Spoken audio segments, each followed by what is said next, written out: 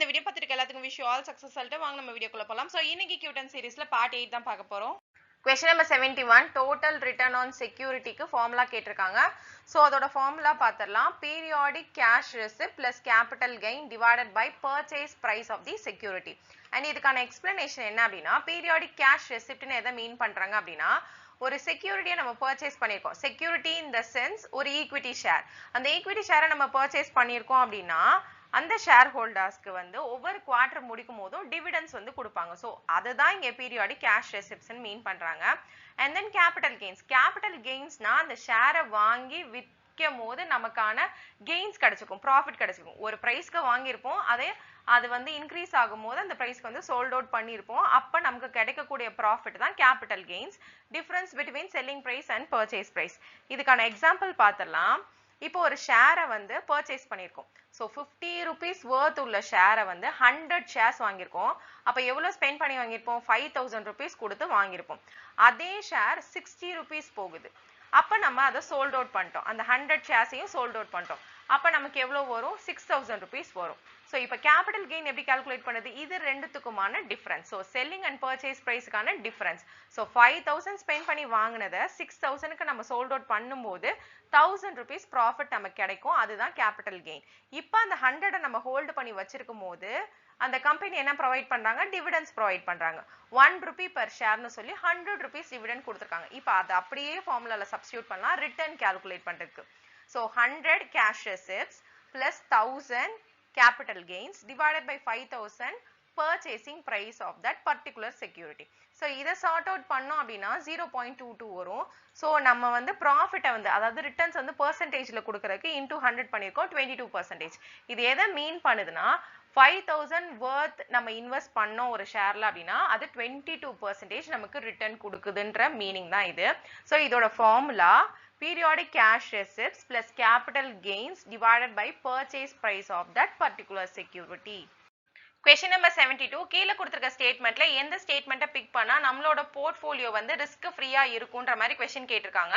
So portfolio அப்படின்னு சொல்லி ஆச்சுனாலே collection of securities. இப்போ நீங்க ஈக்விட்டி மார்க்கெட்ல வந்து ட்ரேட் பண்ணிட்டு இருக்கீங்க அப்படின்னா காம்பினேஷன் ஆஃப் செக்யூரிட்டிஸை தான் வந்து காம்பினேஷன் ஆஃப் செக்யூரிட்டிஸ்ல வந்து நீங்க வந்து ஷேர்ஸ் வாங்கி வச்சிருப்பீங்க. ஸோ அந்த கலெக்ஷனை தான் என்னன்னு சொல்லுவோம் அப்படின்னா போர்ட்ஃபோலியோன்னு சொல்லுவோம். ஸோ அந்த காம்பினேஷன் எப்படி இருந்தா ரிஸ்க் ஃப்ரீயா இருக்குன்றத வந்து இங்க காரிலேஷனை மீன் பண்ணி சொல்லியிருக்காங்க. ஸோ காரிலேஷன் என்னன்னு பார்த்துருவோம். காரிலேஷன் அப்படின்னா ரெண்டு திங்க வந்து கோரிலேட் பண்றது. ஏ அண்ட் பி இருக்காங்கன்னா காரிலேட் பண்றது. இதுல வந்து positive correlation and negative correlation ரெண்டு திங்க இருக்கு. பாசிட்டிவ் அப்படின்னு சொல்லியாச்சுன்னா நான் முன்னாடியே சொன்ன மாதிரி ரெண்டு திங்க காரிலேட் பண்ணுவாங்க. இப்ப ஏ இருக்கு, பி இருக்கு. பாசிட்டிவ் காரிலேஷனை பொறுத்த வரைக்கும் ஏ இன்க்ரீஸ் ஆச்சு அப்படின்னா பியும் இன்க்ரீஸ் ஆகும்.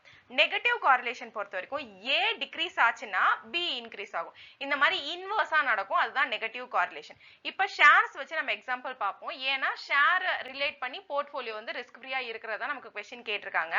ஸோ சே ஃபார் எக்ஸாம்பிள் இப்போ இவி வெஹிக்கலோட கம்பெனியான ஓலா ஒரு சைடு எடுத்துக்கலாம்.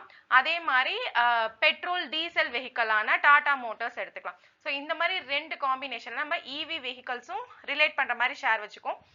பெட்ரோல் டீசல் ரிலேட்டடா வந்து நமக்கு ஷேர் வச்சிருக்கோம். இப்போ பெட்ரோல் அண்ட் டீசலோட பிரைஸ் வந்து ரைஸ் ஆச்சு அப்படின்னா என்ன ஆகும்னா அந்த பெட்ரோல் டீசல் வெஹிக்கலுக்கான மார்க்கெட் வந்து டவுன் ஆக ஆரம்பிக்கும். அப்ப எது பூம் அப் ஆகும்? ஆக்சுவலா பெட்ரோல் டீசல் பிரைஸ் ஜாஸ்தி ஆகுதுன்னா எங்க போவாங்க அப்படின்னா ஈவிக்கு தான் ஷிஃப்ட் ஆவாங்க. அப்ப ஆட்டோமேட்டிக்கா ஈவியோட வெஹிக்கலோட ஷேர் வந்து பூம் அப் ஆகி வரும். அப்படி இன்வெஸ்ட் பண்ணியிருந்தோம், இப்போ இந்த காம்பினேஷன்ல இன்வெஸ்ட் பண்ணியிருந்தோம்னா நமக்கு பெட்ரோல் ரிலேட்டடா இருக்கக்கூடிய டாடா மோட்டார்ஸ் வந்து டிக்ரீஸ் ஆகும். ஸோ அதுல லாஸ் ஆகும்.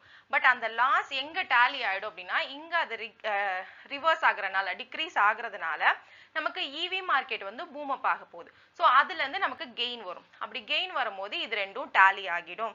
ஸோ நெகட்டிவ் காரிலேஷன்ல வந்து நம்மளோட போர்ட்ஃபோலியோ வச்சிருந்தோம் அப்படின்னா நமக்கு அது ரிஸ்க் ஃப்ரீயா இருக்கும். இதுவே பாசிட்டிவ் காரிலேஷன், நான் வந்து ரெண்டுமே பெட்ரோல் ரிலேட்டடான ஷேர்ஸ் வச்சிருக்கேன். விச் மீன்ஸ் ஒன்னு வந்து டிவிஎஸ் வச்சிருக்கேன், ஒன்னு வந்து டாடா மோட்டார்ஸ் வச்சிருக்கேன் அப்படின்னா இப்போ பெட்ரோல் டீசலோட பிரைசஸ் வந்து ஜாஸ்தி ஆகுது, ஏதாவது வார் சிச்சுவேஷன் வருது, இந்த மாதிரி இன்ஃபிளேஷன் வருது, இதனால வந்து பூம் அப் ஆகுது அப்படின்னா எனக்கு ரெண்டு ஷேருமே வந்து டிராப் ஆக ஆரம்பிச்சிடும். ஸோ என்னோடது ரொம்ப ரிஸ்க் ஆயிடும். ஸோ இதை வச்சு தான் இதை பேஸ் பண்ணி தான் காரிலேஷனை பேஸ் பண்ணி போர்ட்ஃபோலியோவை ரிஸ்க் ஃப்ரீயான்றதை ஃபைண்ட் அவுட் பண்ண முடியும். ஸோ இங்க என்ன காம்பினேஷன் கொடுத்துருக்காங்க? ஃபர்ஸ்ட் ஒன் வந்து பெர்ஃபெக்ட்லி பாசிட்டிவ் காரிலேஷன் கொடுத்திருக்காங்க. சோ பாசிட்டிவ் காரிலேஷன் இருந்தா ஹை ரிஸ்கா இருக்கும். அண்ட் தேர்ட் ஒன் வந்து பார்ஷியலி. சோ பார்ஷியலா இருந்தாலும் சரி பெர்ஃபெக்ட்டா இருந்தாலும் சரி பாசிட்டிவா காரிலேட் ஆச்சுனாலே ரெண்டு ஷேர் வச்சிருக்கோம், ரெண்டுமே எய்தர் இன்க்ரீஸ் ஆகும். இன்க்ரீஸ் ஆச்சுன்னா பிரச்சனை கிடையாது, ரெண்டுமே டிக்ரீஸ் ஆயிடுச்சுன்னா நம்மளால டேலி பண்ண முடியாது. சோ பெர்ஃபெக்ட்டா பாசிட்டிவ் காரிலேஷனா இருந்தாலும் சரி பார்ஷியலி பாசிட்டிவ் காரிலேஷனா இருந்தாலும் சரி ரெண்டுமே வந்து ரிஸ்கான போர்ட்ஃபோலியோ தான் கொடுக்கும். அதுவே லாஸ்ட் ஒன் வந்து பார்ஷியலி நெகட்டிவ். பார்ஷியலி நெகட்டிவ்ன்றது வந்து கம்ப்ளீட் ரிஸ்க் ஃப்ரீன்னு சொல்ல முடியாது. சோ பார்ஷியலா அது ஒர்க் ஆகும். சோ எது பெர்ஃபெக்ட்டான ஆன்சர்னு பார்த்தோம்னா பெர்ஃபெக்ட் நெகட்டிவ் காரிலேஷன் தான். அப்ப இந்த क्वेश्चनக்கான answer combining two securities having perfect negative correlation in their expected returns.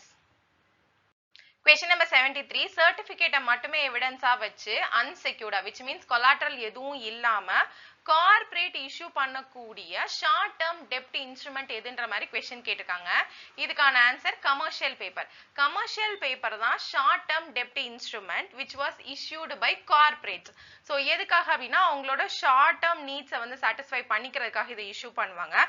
இதோட டேர்ம் பீரியட் என்னன்னு பார்த்தோம் அப்படின்னா 15 டேஸ்ல ஸ்டார்ட் பண்ணி மினிமம் 15 டேஸ்ல ஆரம்பிச்சு மேக்ஸிமம் வந்து 1 இயர் வரைக்கும் இதோட டேர்ம் பீரியட்.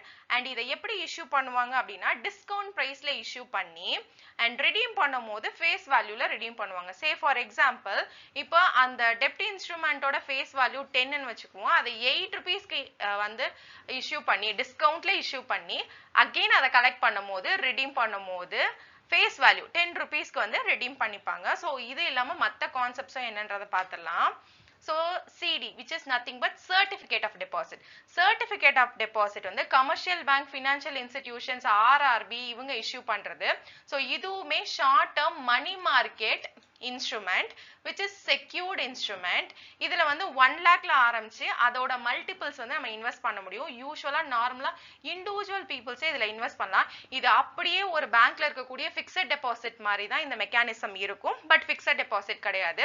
ஸோ அதுக்கும் இதுக்கும் என்ன டீவியேஷன்னா சர்டிபிகேட் ஆஃப் டெபாசிட் பொறுத்த வரைக்கும் டீமெட்டீரியலைஸ்டு ஃபார்ம். அகெயின் ஃபிக்ஸட் டெபாசிட் மாதிரி சர்டிஃபிகேட்ஸ் எல்லாம் கொடுப்பாங்க. எவ்வளோ இன்ட்ரெஸ்ட் ரேட்ல வந்து உங்க அமௌண்ட்டுக்கு வந்து எவ்வளோ இன்ட்ரெஸ்ட் ரேட் வந்து வரும், எந்தெந்த மந்த் வரும், இந்த மாதிரி கம்ப்ளீட் டீட்டெயிலோட சர்டிஃபிகேட்ஸ் கொடுப்பாங்க.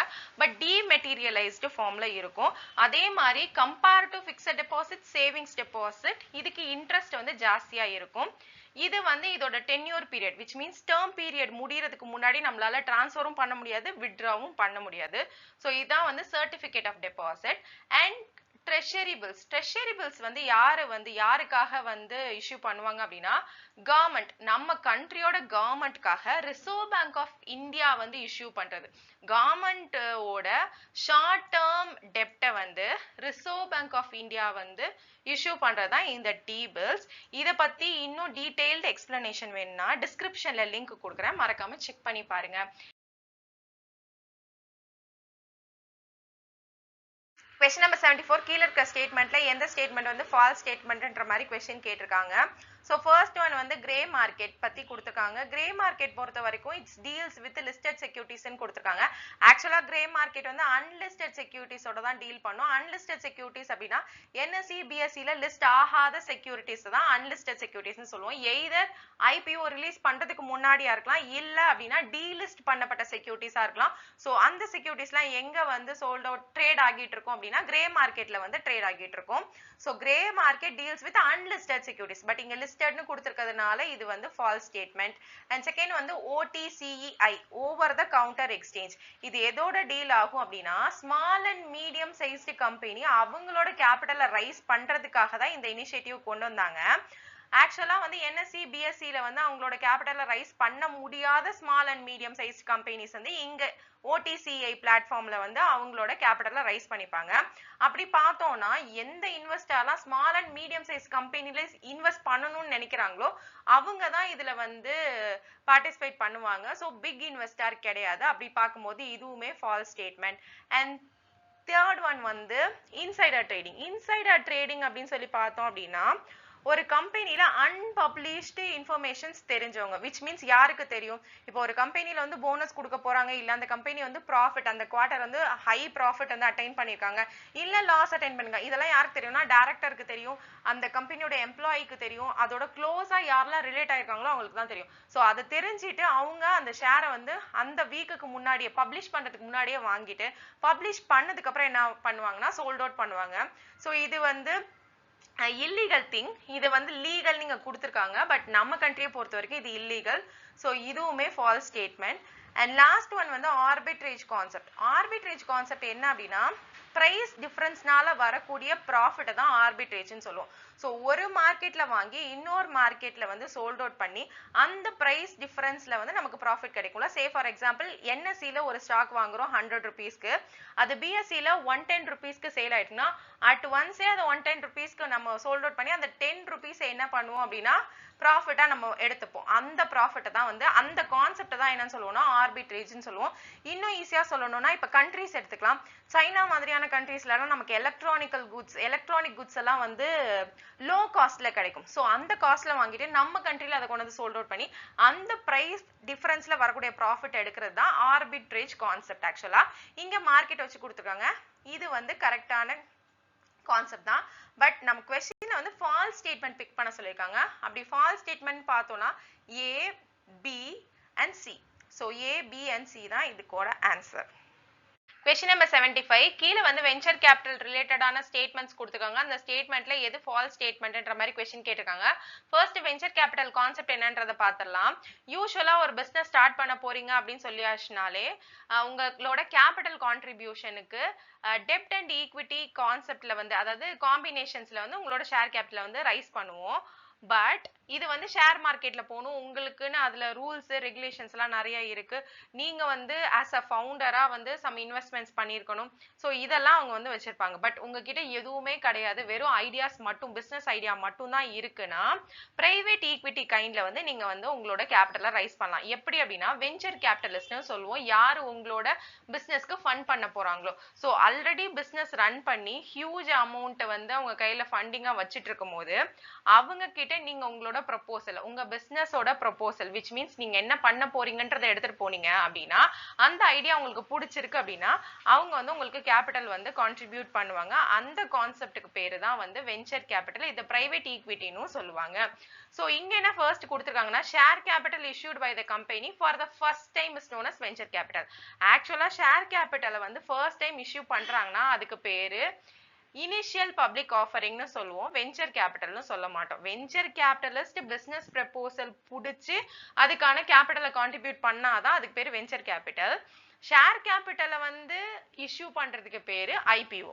அண்ட் செகண்ட் பாயிண்ட் என்ன கொடுத்துருக்காங்கன்னா all venture capital provides in India are promoted by the கவர்மெண்ட்னு கொடுத்துருக்காங்க. கவர்மெண்ட் மட்டும் இதை வந்து நம்ம கண்ட்ரில ப்ரொவைட் ப்ரமோட் பண்றது கிடையாது. யாரெல்லாம் அப்படின்னா private firms, financial institutions, government agencies இவங்கெல்லாம் தான் வெஞ்சர் கேபிட்டலை வந்து ப்ரமோட் பண்றாங்க, நாட் ஒன்லி த கவர்மெண்ட். அப்படின்னு பார்க்கும்போது இந்த ஸ்டேட்மெண்ட்டும் ஃபால்ஸ் ஸ்டேட்மெண்ட். தேர்ட் ஸ்டேட்மெண்ட் என்ன கொடுத்துருக்காங்கன்னா in addition to the capital venture capitalists provide managerial and technical support. So அந்த கன்சர்னுக்கு யாரு வந்து வெஞ்சர் கேபிட்டல் வாங்குறாங்களோ அவங்களுக்கு வெஞ்சர் கேபிட்டலிஸ்ட் வந்து கேபிட்டல் மட்டும் ப்ரொவைட் பண்ண மாட்டாங்க, technical managerial support which means அந்த பிசினஸ் வந்து டெவலப் பண்றது ரன் பண்றதுக்கு மேனேஜரியல் அண்ட் டெக்னிக்கல் சப்போர்ட்டுமே வந்து ப்ரொவைட் பண்ணுவாங்க. ஏன்னா இவங்க வந்து ஆல்ரெடி வந்து ஒரு பிசினஸ் பீப்புளா இருப்பாங்க, ஆல்ரெடி அவங்களுக்கு வந்து எக்ஸ்பீரியன்ஸ் எக்ஸ்போஷர்ஸ் இருக்கிறதுனால அந்த டெக்னிக்கல் சப்போர்ட்டும் கொடுப்பாங்க. அப்படி பார்க்கும்போது இது வந்து correct answer, correct. And last statement என்ன அப்படின்னா benefits from venture capital financing can be realized in long run only, which means இப்போ ஒரு இன்வெஸ்டர் வந்து ஷேர்ல இன்வெஸ்ட் பண்ணியிருந்தாங்க அப்படின்னா பிரைஸ் டிஃபரன்ஸை வச்சு அவங்க உடனே வந்து ப்ராஃபிட் பார்க்கலாம். பட் இந்த கேஸ் ஆஃப் வெஞ்சர் கேபிட்டல் ஒரு வெஞ்சர் கேபிட்டலிஸ்ட் வந்து வெஞ்சர் கேபிட்டலா வந்து ஒரு ஸ்டார்ட் அப்புக்கு வந்து ஃபண்ட் கொடுக்குறாருன்னா அந்த ஸ்டார்ட் அப் வந்து பெருசா டெவலப் ஆகி அது ப்ராஃபிட் எப்போ அட்டைன் பண்ணுதோ அப்போதான் இந்த வெஞ்சர் கேபிட்டலிஸ்டுக்கு வந்து பெனிஃபிட் கிடைக்கும். ஸோ லாங் ரன் ப்ராசஸ்ல மட்டும்தான் பெனிஃபிட்டை வந்து ரியலைஸ் பண்ண முடியும். அதை தான் இங்கேயும் கொடுத்துருக்காங்க. ஸோ இந்த ஸ்டேட்மெண்ட் கரெக்ட். பட் நம்ம கொஸ்டின் வந்து ஸ்டேட்மெண்ட்ஸ் ஆர் ஃபால்ஸ்ன்னு கேட்டிருக்காங்க. அப்படின்னு பார்த்தோம்னா ஃபர்ஸ்ட் ஒன்னும் செகண்ட் ஒன்னும் தான் ராங் ஸ்டேட்மெண்ட். ஆன்சர் வந்து A and B. Question number 76 risk related இருக்கக்கூடிய match the following question. risk வந்து என்ன riskன்றதை வந்து match பண்ணணும்.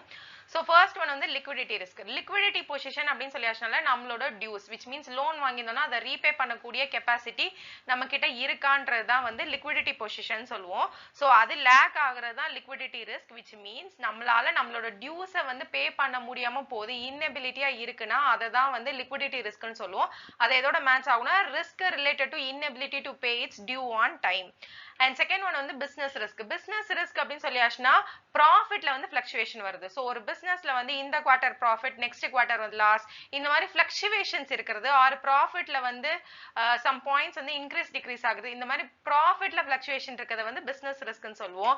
ஃபினான்ஷியல் ரிஸ்க்னா ஃபர்மோட கேபிட்டல் ஸ்ட்ரக்சர்லேயே விச் மீன்ஸ் டெப்ட் ஈக்விட்டியை மிக்ஸா வச்சு ஒரு கேபிட்டல் ஸ்ட்ரக்சர் வச்சிருப்போம்ல ஸோ அதை வச்சு தான் ஃபர்ம் வந்து த்ரூ அவுட் ரன் ஆகும். ஸோ அதுல வந்து இஷ்யூ இருக்கு ரிஸ்க் இருக்குன்னா அதுதான் ஃபினான்ஷியல் ரிஸ்க்னு சொல்லுவோம். அண்ட் லாஸ்டா வந்து இன்ஃப்ளேஷன் ரிஸ்க். இன்ஃப்ளேஷன் ரிஸ்க் அப்படின்னு சொல்லியாச்சுனால பர்ச்சேசிங் பவர் ரிஸ்க்னு சொல்லுவோம். சே ஃபார் எக்ஸாம்பிள் இப்போ இன்ஃப்ளேஷன் வந்துச்சு அப்படின்னா உங்களோட இன்கம்ல வந்து எந்த விதமான சேஞ்சஸ் இருக்காது. நீங்க யூஸ்வலா வாங்குற சேலரி தான் இருக்கும் but price of the product அப்படின்றது வந்து ரைஸ் ஆயிட்டே போகும். ஸோ உங்களோட பர்ச்சேசிங் பவர்ல வந்து ரிஸ்க் ஆகிருக்கும்.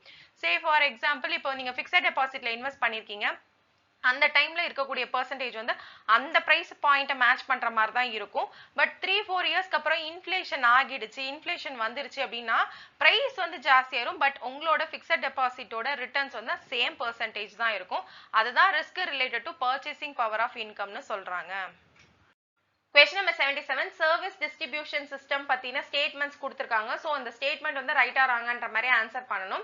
ஸோ ஃபர்ஸ்ட் ஸ்டேட்மெண்ட் எது ரிலேட்டடா அப்படின்னா ஓனர்ஷிப் டிரான்ஸ்ஃபர் ரிலேட்டடா கொடுத்திருக்காங்க. என்ன கொடுத்திருக்காங்கன்னா சர்வீஸ் டிஸ்ட்ரிபியூஷன் சிஸ்டம் டிசைன் பண்ணும்போது ஓனர்ஷிப் பாஸ் ஆகுறத வச்சு தான் டிசைன் பண்ணுவாங்கன்ற மாதிரி ஸ்டேட்மெண்ட் கொடுத்துருக்காங்க. ஆக்சுவலா இந்த டிஸ்ட்ரிபியூஷன் சிஸ்டம்னா என்ன அப்படின்னா ஒரு குட்ஸ்ன்னு எடுத்துப்போம். ஸோ ஒரு குட்ஸ் ப்ராடக்ட் வந்து மேனுஃபேக்சர் கிட்ட இருந்து கஸ்டமருக்கு ரீச் அவுட் ஆகிறதுக்கு இடையில நிறைய டிஸ்ட்ரிபியூஷன் சேனல்ஸ் வந்து யூஸ் பண்ணுவாங்க.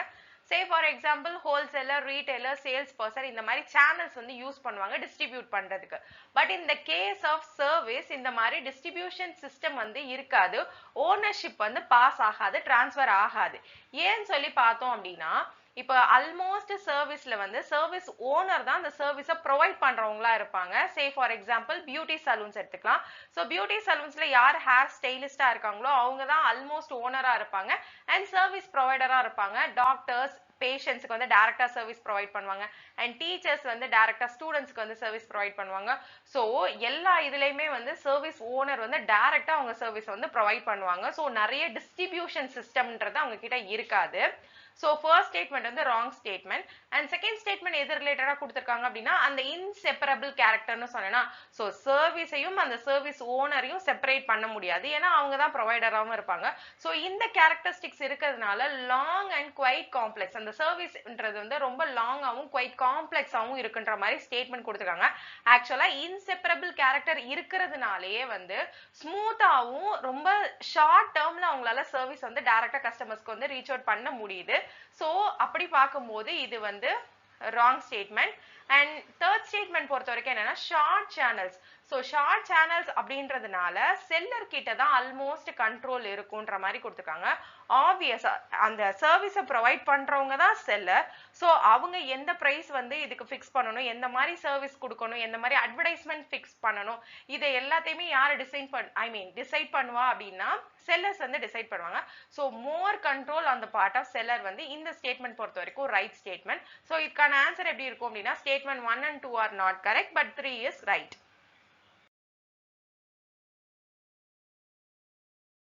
Question number 78 இங்க என்ன கொடுத்திருக்காங்க அப்படின்னா ஒரு firm வந்து அவங்க யூஸுக்காக பிளஸ் அவங்க கிளையண்டோட யூஸுக்காக வேரியஸ் டாபிக்ஸ்ல இருந்து எனார்மஸ் அமௌண்ட் ஆஃப் டேட்டாவை கலெக்ட் பண்ணி அதுவும் variety of internal and external சோர்சஸை யூஸ் பண்ணி கலெக்ட் பண்ற டேட்டாவை என்னன்னு சொல்லுவோம் அப்படின்னா டேட்டா வேர் ஹவுஸ்ன்னு சொல்லுவோம்.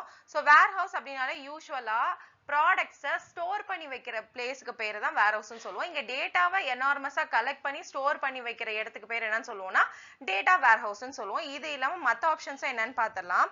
ஃபர்ஸ்ட் ஒன் வந்து டேட்டாபேஸ். டேட்டாபேஸை பொறுத்த வரைக்கும் ஸ்ட்ரக்சர்டு கலெக்ஷன் ஆஃப் டேட்டான்னு சொல்லுவோம்.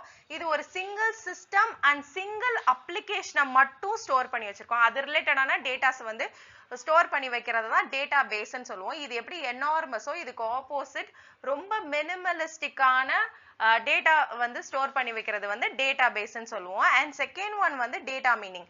டேட்டா மீனிங்கை பொறுத்த வரைக்கும் என்ன அப்படின்னா, மீனிங் அப்படின்னு சொல்லியாச்சுனாலே எக்ஸ்ட்ராக்டிங்னு அர்த்தம். ஸோ இங்க என்ன எக்ஸ்ட்ராக்ட் பண்றாங்க அப்படின்னா, லார்ஜ் டேட்டா செட்ஸ்ல இருந்து இன்ஃபர்மேஷன், யூஸ்ஃபுல் இன்ஃபர்மேஷன்ஸை வந்து எக்ஸ்ட்ராக்ட் பண்ற ப்ராசஸ் தான் என்னன்னு சொல்லுவோம் அப்படின்னா டேட்டா மீனிங்னு சொல்லுவோம். அண்ட் லாஸ்ட் ஒன் வந்து எம்ஐஎஸ். எம்ஐஎஸ் பொறுத்த வரைக்கும் management information system. Management information system அப்படின்னா இந்த சிஸ்டம் என்ன பண்ணும் அப்படின்னா, ஒரு டேட்டாவை கலெக்ட் பண்ணி அதை ப்ராசஸ் பண்ணி மேனேஜர்ஸ்க்கு இன்ஃபார்ம் பண்ணும். என்ன பத்தி இன்ஃபார்ம் பண்ணும் அப்படின்னா, கரண்ட் ட்ரெண்ட் எப்படி இருக்கு பிசினஸ் அப்படின்றத இன்ஃபார்ம் பண்ணும். இந்த இன்ஃபர்மேஷனை வச்சு மேனேஜர்ஸ் என்ன பண்ணலாம் அப்படின்னா டிசிஷன் மேக் பண்ணுவாங்க. சே ஃபார் எக்ஸாம்பிள், இப்ப சேல்ஸ் மேனேஜர் வந்து இந்த எம்ஐஎஸ் யூஸ் பண்ணி என்ன பண்ணலாம் அப்படின்னா, கரண்ட்ல எந்த ப்ராடக்ட் நல்ல சேல்ஸ் ஆகிட்டு இருக்குன்றத தெரிஞ்சுக்கலாம். ஸோ அதை தெரிஞ்சுக்கிறதுனால அதுக்கு டிமாண்ட் எவ்வளோ இருக்கு, ஆர் எந்த ப்ராடக்ட் நல்லா போகலன்றதை தெரிஞ்சிட்டோம் அப்படின்னா அதுக்கு எப்படி டிமாண்டை கிரியேட் பண்றது அண்ட் அதுக்கு என்ன மார்க்கெட்டிங் ஸ்ட்ராட்டஜி வந்து யூஸ் பண்ணலாம் இப்படின்ற டிசிஷன் மேக்கிங் ப்ராசஸ்க்கு எது யூஸ் ஆகும் அப்படின்னா இந்த எம்ஐஎஸ் யூஸ் ஆகும். ஸோ இந்த எம்ஐஎஸ்க்கும் டேட்டா வேர்ஹவுஸுக்கும் என்ன டிஃபரன்ஸ் அப்படின்னு சொல்லி பார்த்தோம்னா, எம்ஐஎஸ் பொறுத்த வரைக்கும் டேட்டாவை ப்ராசஸ் பண்ணி கரெக்டான டேட்டாவா, ஒரு இன்ஃபார்ம்டு டேட்டாவா மேனேஜர்ஸ்க்கு கொடுக்கும். பட் இது வெறும் ஸ்டோர் மட்டும் தான் பண்ணும். அதே மாதிரி இது வந்து கரண்ட் ட்ரெண்ட். ஸோ இந்த மந்த் உங்களோட சேல்ஸ் எப்படி இருக்கு அப்படின்றத தான் வந்து இந்த எம்ஐஎஸ் சிஸ்டம் வந்து கொடுக்குமே தவிர பாஸ்ட் ட்ரெண்ட்ஸ் எல்லாம் கொடுக்காது.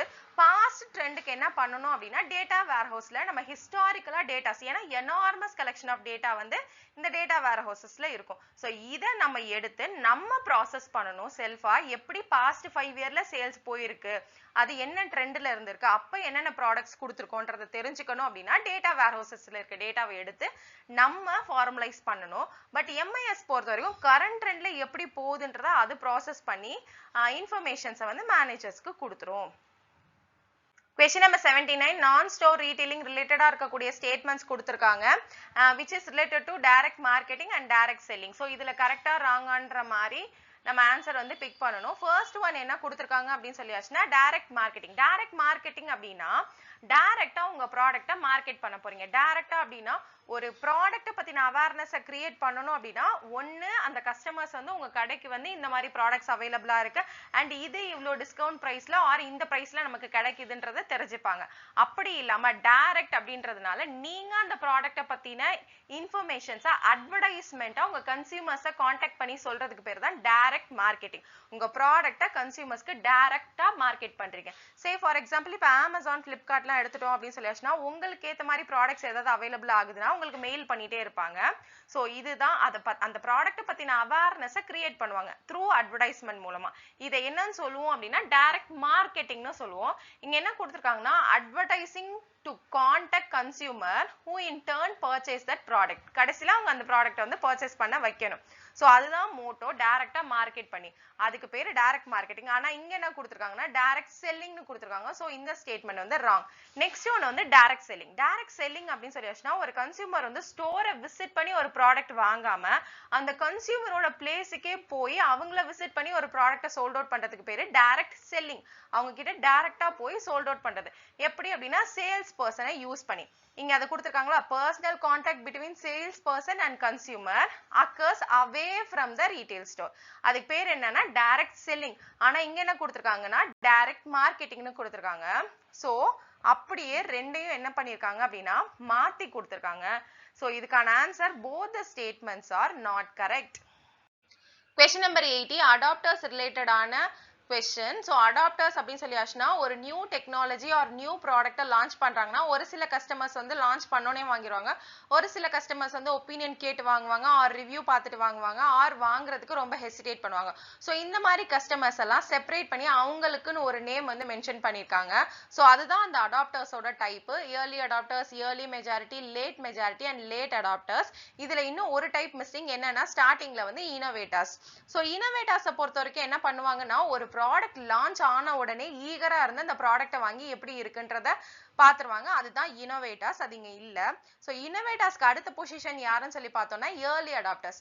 சோ ஏர்லி அடாப்டர்ஸ் என்ன பண்ணுவாங்கன்னா அவங்களுமே நியூ ஐடியாஸை வந்து வரவேற்று வாங்கிப்பாங்க. பட் ஆஃப்டர் த இன்னோவேட்டர்ஸ், இன்னோவேட்டர்ஸோட ஒப்பீனியன் எப்படி இருக்குன்றதை தெரிஞ்சுட்டு அதுக்கப்புறம் அடாப்ட் பண்றவங்க தான் இந்த ஏர்லி அடாப்டர்ஸ். அதுக்கு அடுத்து இருக்கிறவங்க யாருன்னா ஏர்லி மெஜாரிட்டி. இந்த early majority kind of customers எப்படி இருப்பாங்கன்னா கொஞ்சம் காஷியஸா இருப்பாங்க. அந்த ப்ராடக்ட்டை பத்தின ரிவ்யூஸ் எல்லாம் நல்லா தெரிஞ்சதுக்கு அப்புறம் தான் அந்த ப்ராடக்ட்டை அடாப்டே பண்ணுவாங்க. பட் யாருக்கு முன்னாடி அடாப்ட் பண்ணிடுவாங்கன்னா அவங்க சொசைட்டில ஆவரேஜ் பீப்புள் அந்த ப்ராடக்ட்டை வாங்குறதுக்கு முன்னாடியே ப்ராடக்ட்டை வாங்குற கஸ்டமர் எந்த கேட்டகரி அப்படின்னா ஏர்லி மெஜாரிட்டி. அதை தான் நமக்கு கொஸ்டின்லையும் கொடுத்துருக்காங்க. customer who are deliberate அப்படின்னு சொல்லியாச்சுன்னா cautious customer accept an innovation just before average adopters in the social system. அவங்க சொசைட்டிக்குள்ள இருக்கிற ஆவரேஜ் அடாப்டர்ஸ் வாங்குறதுக்கு முன்னாடி அந்த இனோவேஷனை அவங்க யூஸ் பண்ணி பாக்குறவங்க எந்த கேட்டகரி கீழே வருவாங்கன்னா ஏர்லி மெஜாரிட்டி கீழே வருவாங்க. ஸோ இந்த கொஸ்டினுக்கான ஆன்சர் ஏர்லி மெஜாரிட்டி. இன்னும் ரெண்டு டைப்பையும் பார்த்துலாம். Late majority. லேட் மெஜாரிட்டி பொறுத்த வரைக்கும் என்ன பண்ணுவாங்க அப்படின்னா இவங்க இன்னுமே காஷியஸா இருப்பாங்க, கொஞ்சம் ஹெசிடேஷனோட இருப்பாங்க. ஸோ இது எப்படி ஆவரேஜ் பர்சன்ஸ் வாங்குறதுக்கு முன்னாடி வாங்கிடுவாங்களோ இவங்களோட ஆப்போசிட் ஆவரேஜ் மெம்பர் அந்த சொசைட்டில ஆல்மோஸ்ட் கஸ்டமர்ஸ் வாங்கினதுக்கு அப்புறம் அவங்களோட ப்ராடக்ட்ஸை பத்தின ரிவ்யூஸை வச்சுதான் இந்த ப்ராடக்டை வாங்கலாம் அப்படின்ற டிசிஷனுக்கே வருவாங்க. ஸோ அவங்க தான் லேட் மெஜாரிட்டி. அவங்க அந்த கேட்டகரி தான் late majority. And last one வந்து லேட் அடாப்டர்ஸ். இதை லகாட்ஸ்னு சொல்லுவாங்க. ஸோ லேட் அடாப்டர்ஸ் அப்படின்னா இவங்க அடாப்டே பண்ண மாட்டாங்க நியூ டெக்னாலஜியை. அவங்க ட்ரெடிஷ்னல் பேசிஸ் ட்ரெடிஷ்னல் மைண்ட் செட்லேயே இருப்பாங்க. எப்போ அந்த நியூ டெக்னாலஜி எல்லாரும் யூஸ் பண்ணி ஒரு ஸ்டாண்டர்ட் ஒன் ஒரு ட்ரெடிஷ்னல் ஒன்னா கன்வெர்ட் ஆகுதோ அப்போதான் அவங்க அடாப்ட் பண்ணுவாங்க. ஸோ அந்த மாதிரி டைப் ஆஃப் கஸ்டமர்ஸை எதுக்கு கீழே கொண்டு வந்திருக்காங்கன்னா லேட் அடாப்டர்ஸுக்கு கீழே கொண்டு வந்திருக்காங்க.